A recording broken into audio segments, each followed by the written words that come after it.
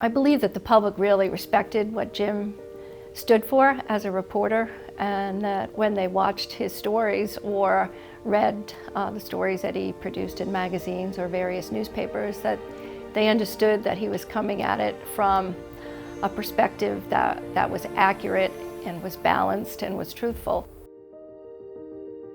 He kept the reputation of journalism in a very good place. Part of Jim's legacy as a reporter was his refusal to give up a confidential source, because he felt that the public needed to see how corruption actually looked on television and be able to show that government corruption, what it looked like, the granularity of it. These are the kinds of things, the kinds of abuses that we have to prevent in government. He defied a federal judge's order to turn over the source of that videotape, and for that he was sent to jail, simply for doing his job. And in fact, journalism is the only profession that is actually called out, singled out in the United States Constitution within the First Amendment. During that time, he felt that his story had taken on so much symbolism that he was invited to lecture all around the country,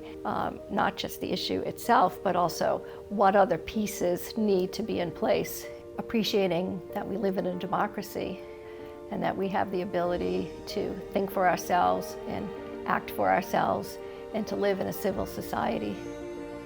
I think the public trusted Jim to have their back and to be a voice for them, and he embodied integrity. He embodied the true spirit of journalism and journalists.